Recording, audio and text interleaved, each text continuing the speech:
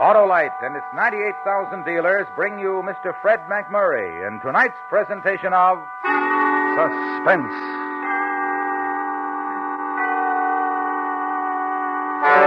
Tonight, Autolite presents the story about a man who dreamed of someday having all the money he would ever need, and one day found a way to make his dream come true. The Great Train Robbery. Our star, Mr. Fred McMurray.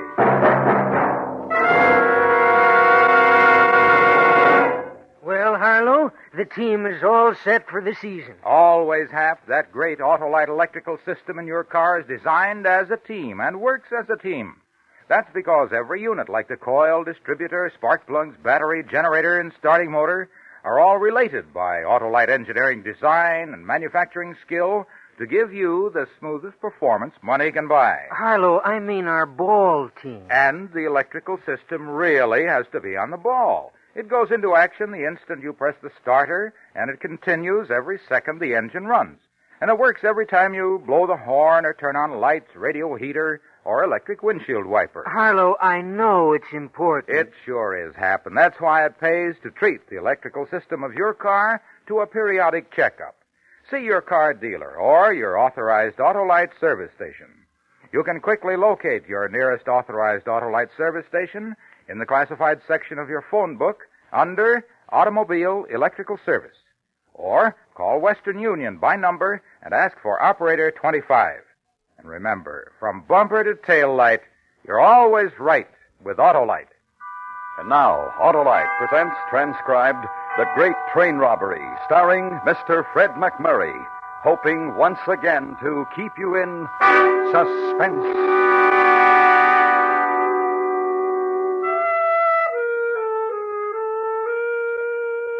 My name is Walter Beaumont. I'm 42 years old. I have no prominent marks or features that would distinguish me from any other plain, ordinary citizen. I live with my wife, Bess, in Oakland. If you saw me walking down the street, you wouldn't give me a second glance. The details of my appearance are very important. You see, they're what convinced me that I could execute a great train robbery.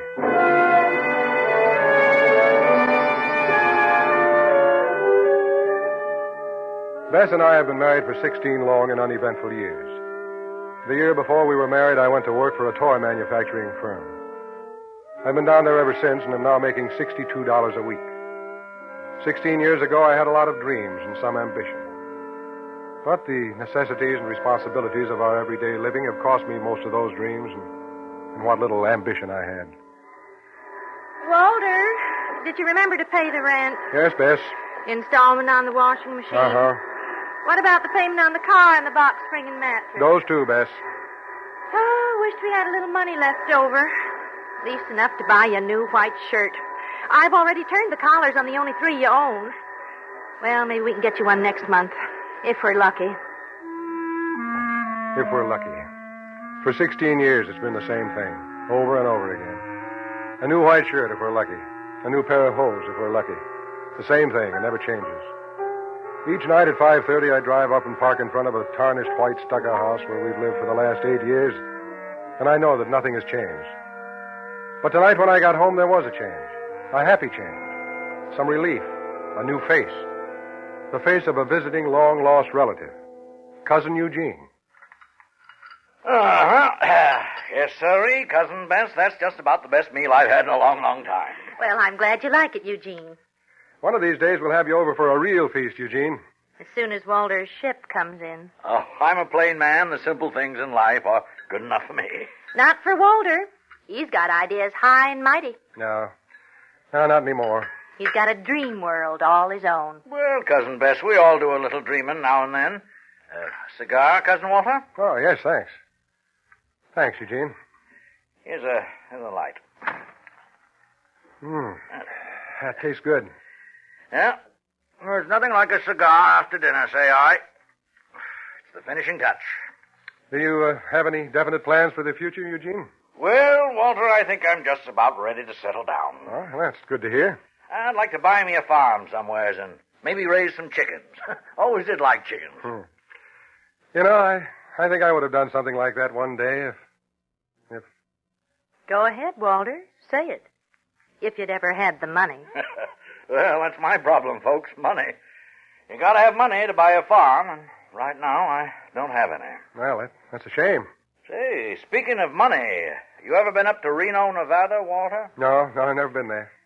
We don't get to go to too many places, Eugene.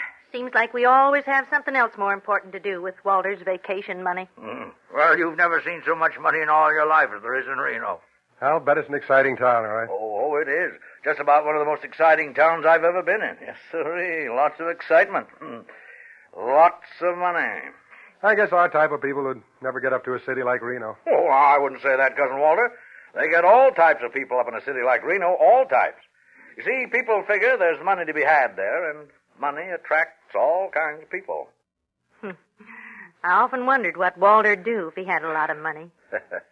He'd be an interesting man to watch. Him and all his dreams. Yeah, they have all types up there. Rich man, poor man, beggar man, thief. What did you say, Eugene? I said rich man, poor man, beggar man, thief. Yeah. Yes, that's what I thought you said.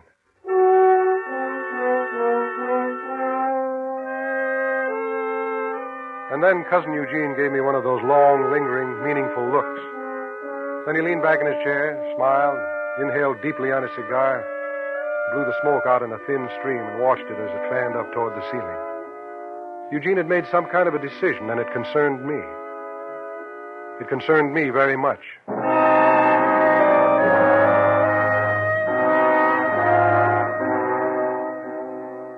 The following morning, about 11:30, Eugene called me at the office. He told me he wanted to see me on my lunch hour. He said he had something very important that he wanted to talk over with me, and could I meet him? I met him at 5 minutes after 12 in front of the ferry terminal. It's not too long a ferry boat ride over to Richmond, and I figured I could be back to work on time. I'll just eat my lunch while you go ahead and talk, Eugene. Is that all right? Oh, sure. Sure, go right ahead, Cousin Walter. Best fix your lunch every day? Oh, yeah. Every day, as far back as I can remember.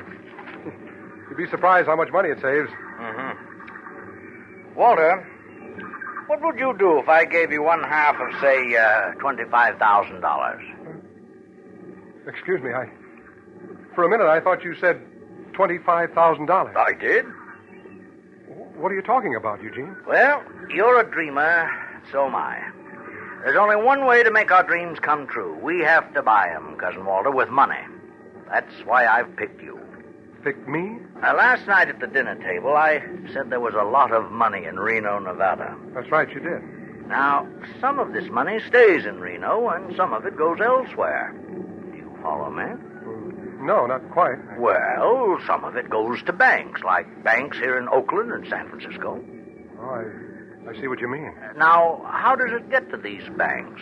Well, some of it they drive, some of it they fly, and some of it they load on the mail car of a train. You follow me? Go ahead, Eugene. Go ahead. The train they loaded on leaves the city of Reno every Thursday morning at 11 o'clock. It arrives in San Francisco at 4:30 in the afternoon. Do you follow me now? Yes. After the train leaves Reno, it passes through a place called Soda Springs at 10 minutes to 1. Then there follows a stretch of about 20 minutes before it passes a place called Dutch Flat, a stretch of nothing but lonely, dry desert. Go on, Eugene. And Go on. if one gentleman was to get on the train in Reno and another gentleman was to drive a car to a deserted junction in between Soda Springs and Dutch Flat... The train could be stopped, the money taken off, and the gentlemen well on their way before the authorities could be warned. Why, Cousin Walter, do you realize what you've just suggested? Yes, Eugene, I've just suggested that we rob a train.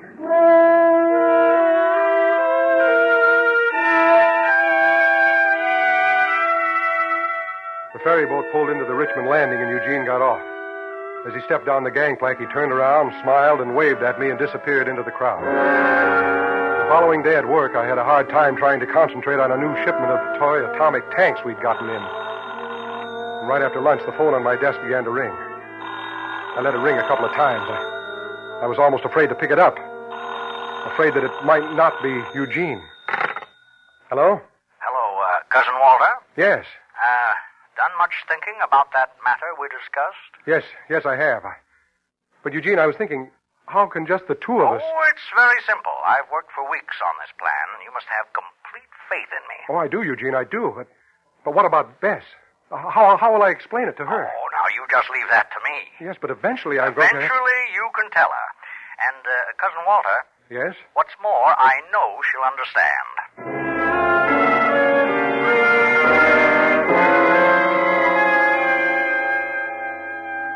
And so it begins. It's the kind of a thrill that comes once in a lifetime. When I was just a small boy, I had play-acted it out many times, but now it was a reality.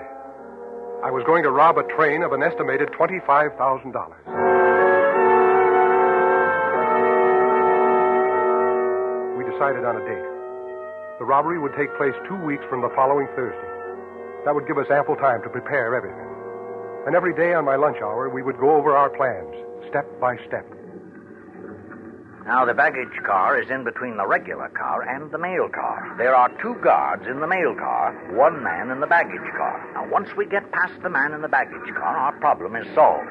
But timing is the most important thing, Cousin Walter. Absolutely. I realize that, Eugene. It must be timed to the split second. As you see, it takes 10 minutes to get to the junction where the man in the automobile should be waiting. 10 minutes, right. The emergency cord should be pulled about 30 seconds before the junction is reached. No sense to upset the passengers. Uh-huh. Now, what about your job, Cousin Walter? Will they let you take a week off? Oh, I'm sure they will. Sure, they'll let me off. But I'm still worried about Bess, Eugene. Oh, now don't you worry about her. I'll talk to Bess. You just leave it to me. I'll talk to her.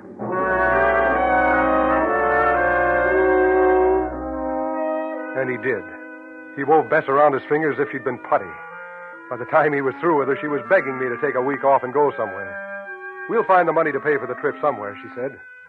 But when Eugene suggested he'd finance the trip, that was the clincher. He told Bess he was going to take me up to the Hillary Lodge at Lake Tahoe for some fishing. Only he didn't finance the trip, I did. With the $178 I drew out of our savings account at the bank. We needed money for our hotel room in Reno, the train ticket we had to buy, and for the gun we needed. The rest of the week went fast. And then it was Friday night, and we were ready to leave. Eugene was waiting out in my car while I was finishing packing. Oh, Walter. Now, look, Bess, it's only for a week. I know, but... Well, here, Walter. Here are your other 2 shirts. You want to look nice and neat. Here, put them in the suitcase. Fine. There. Well, I guess I'm all set. You better hurry. Walter, you will take care of yourself. Oh, of course I will, Bess. Now, don't you worry. I'll be all right. Well, all set, Eugene. Oh, good. Oh, Eugene. Yes, Cousin Bess? You take care of my Walter. Where'd you say you were staying? The Hillary Lodge. It's near the lake. Oh, Walter. Now, look, Bess. If I don't write, please don't get worried. Promise me? Yes, I promise. Well, goodbye, dear. Goodbye, Walter. Jean, take care, and have a good time. Bye.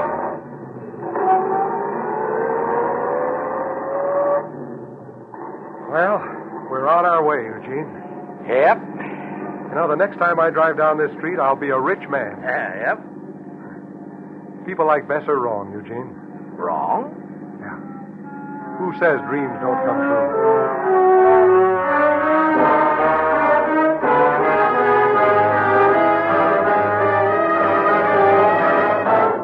Autolite is bringing you Mr. Fred McMurray in The Great Train Robbery, tonight's presentation in radio's outstanding theater of thrills, Suspense.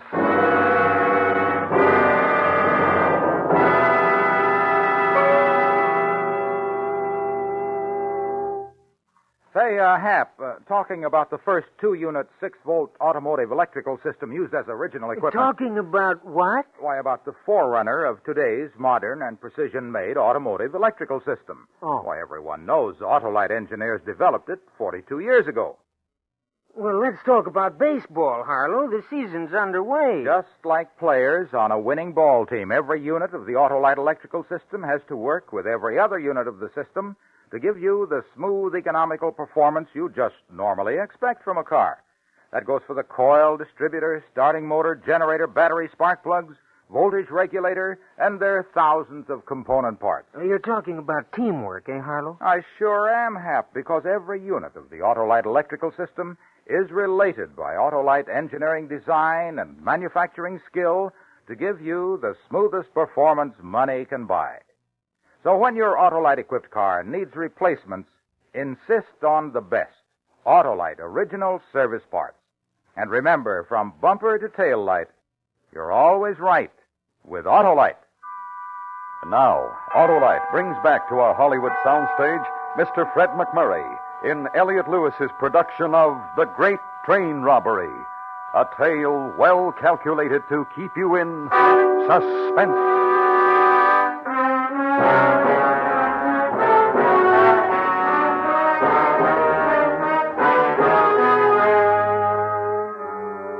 Cousin Eugene and I arrived in Reno, Nevada late Friday night. When we got to Reno, we registered in one of the nicer hotels and stayed there for most of the following 3 days, just going out for our meals. On Monday, we left Reno for a short while and drove to the junction about 13 miles from Soda Springs. Eugene pointed out all the landmarks. This was where the train was to be stopped by pulling the emergency cord. Then on Tuesday, we went down to the train station and bought a ticket for the train leaving Thursday morning. On the way back to our hotel, we stopped in at one of the gambling casinos on the main street, and Eugene started putting nickels in a slot machine.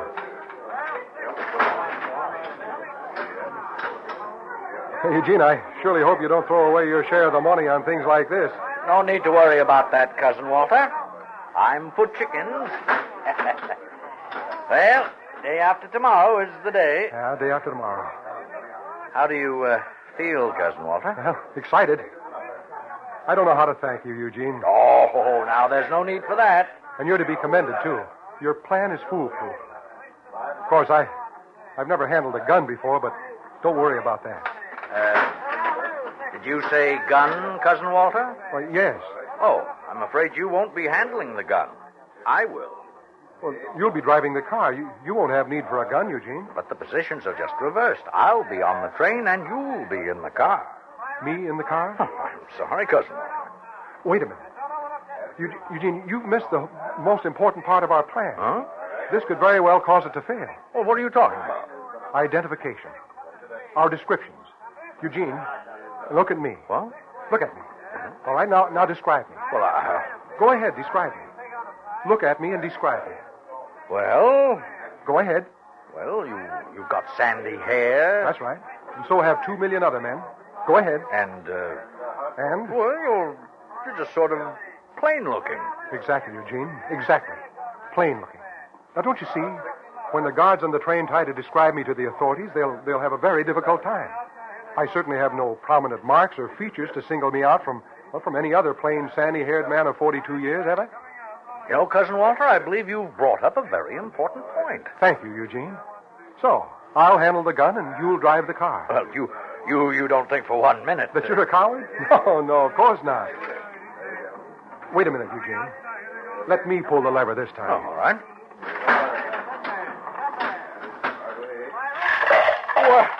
What do you know about that? You see, Cousin Eugene, we hit the jackpot.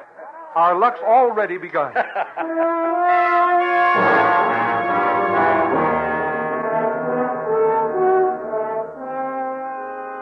We had dinner before we went back to the hotel.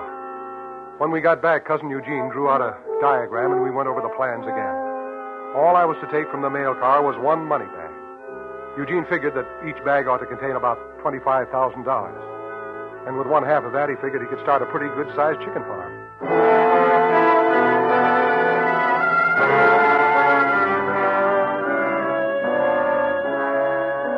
It was close to 9 o'clock when Eugene shook me awake. This was the day. My heart was already starting to beat faster. I took a shower and shaved and got dressed. I put on my last clean white shirt. At breakfast, we went over our plan for the final time. Then we checked out of our hotel, put the bags in the car, and drove down to the station. Don't forget to put the money in your suitcase, Cousin Walter. Yes. Are you nervous? Yeah, a little. Don't fire the gun, whatever you do. We don't want anyone to get hurt. Yes, I understand. Good.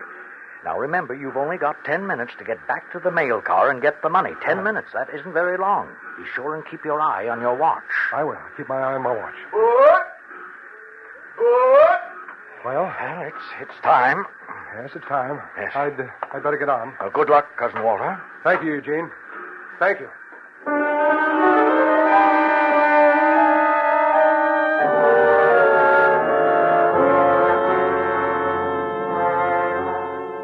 this was it.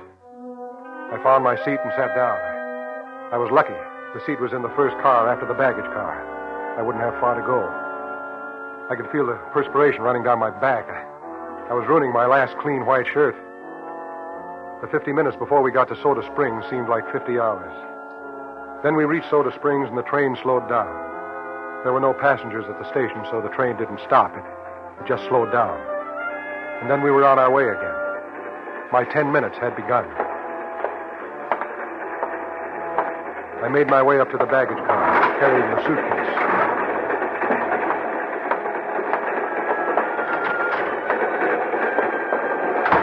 The baggage man was reading a newspaper. Yes, sir. What can I do for you? I'd like to check this suitcase. Ah, forgot to at the station, huh? All right, hand it over here. I'll give you a baggage check. Thank you. It feels empty. You sure you wanted a check? I'd appreciate it if you'd put your hands up. What is this? In simple language, a train robbery. Now, let's just start walking that way. That's the mail car, mister. I know. Hey, now look. Now, just do as I tell you, and no one will get hurt. Walk in front of me.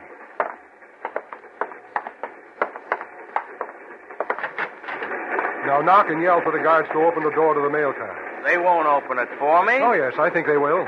Now, knock. Okay, mister. It's your funeral.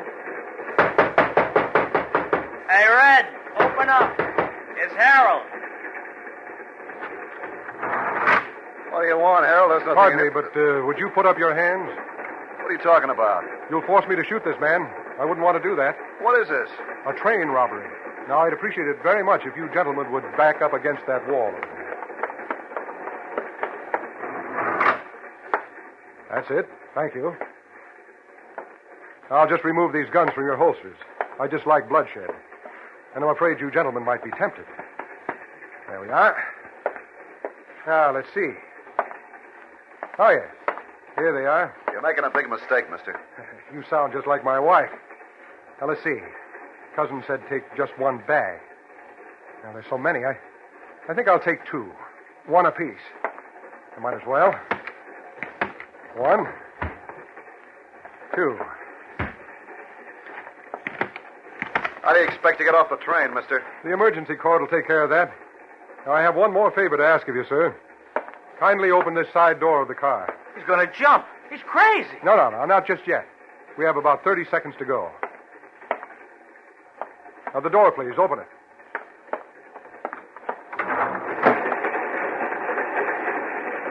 "15 seconds. 10 seconds. 5, 4, 3, 2, 1. Now!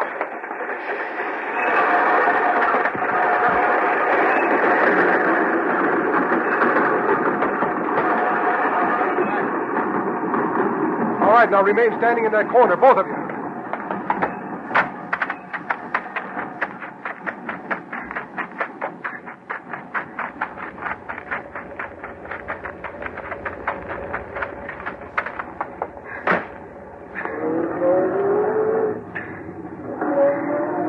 Faster, Eugene. Faster.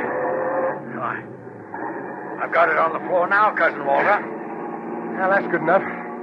Couldn't possibly read our license numbers from this distance. Doesn't matter, I've got them covered up. Well, how'd it go? Perfect, Eugene, perfect. I will admit I had a few bad moments, I guess, but otherwise it was perfect.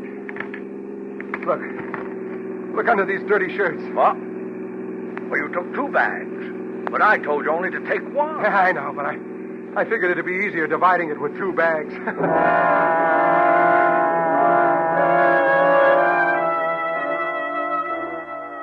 We didn't even bother to stop for any sort of refreshments. We drove straight through to Sacramento. When we got there, Eugene thought we ought to separate, and we did.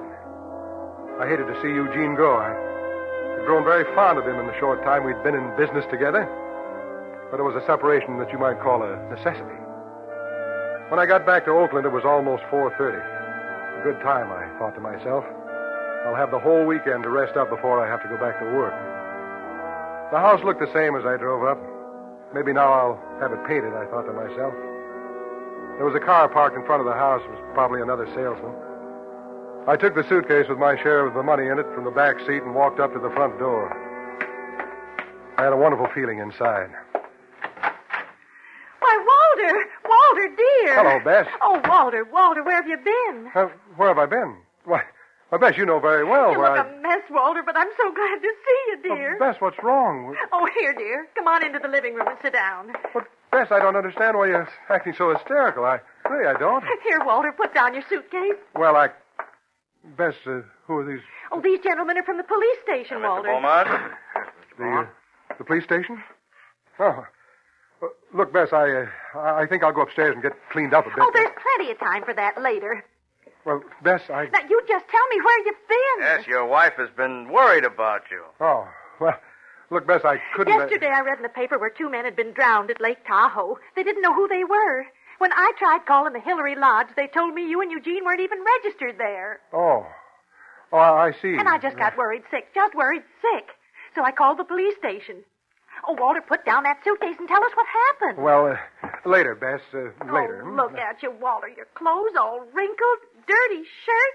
Oh, you look a mess. Well, Bess, I'm sorry you're worried about me like you did. Well, I'm glad you're home. You won't be getting out of my sight again for a long time, I tell you that. Mrs. Beaumont, we're very happy that your husband arrived home safely. Oh, yes, I am too, officer. But look at the condition he's arrived in. Oh, I'll bet he doesn't even have a clean shirt for work Monday morning. Here, Walter, give me that suitcase. No, wait, Bess. Give it to No. me. I'll just get your dirty shirts out of this suitcase and get them in the washer. Well, I guess you won't be needing us anymore, Mrs. Beaumont. Bess, please. Please, Bess, don't open the suitcase. Bess, please.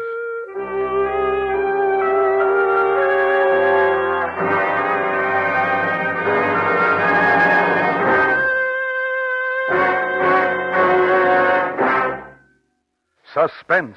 Presented by Autolite. Tonight's star, Mr. Fred McMurray. This is Harlow Wilcox speaking for Autolite, world's largest independent manufacturer of automotive electrical equipment. Autolite is proud to serve the greatest names in the industry. They are members of the Autolite family, as well as are the 98,000 Autolite distributors and dealers in the United States and thousands more in Canada and throughout the world. Our family also includes the nearly 30,000 men and women in 28 great Autolite plants from coast to coast and Autolite plants in many foreign countries, as well as the 18,000 people who have invested a portion of their savings in Autolite. Every Autolite product is backed by constant research and precision built to the highest standards of quality and performance. So remember, from bumper to tail light, you're always right with Autolite.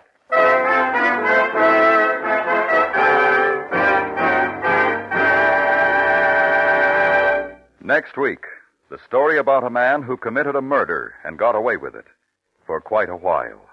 The story is called Public Defender. Our star, Mr. Robert Ryan. That's next week on Suspense. Suspense is produced by Elliott Lewis and was directed tonight by Norman MacDonald. Music was composed by Lucien Morawick and conducted by Lud Gluskin. Portions of the program were transcribed. The Great Train Robbery was written for Suspense by Richard George Petticini. In tonight's story, Joseph Kearns was heard as Eugene. Featured in the cast were Paula Winslow, Jerry Hausner, and Hy Averback. Fred McMurray may soon be seen in the Republic picture Fair Wind to Java. And remember next week, Mr. Robert Ryan in Public Defender.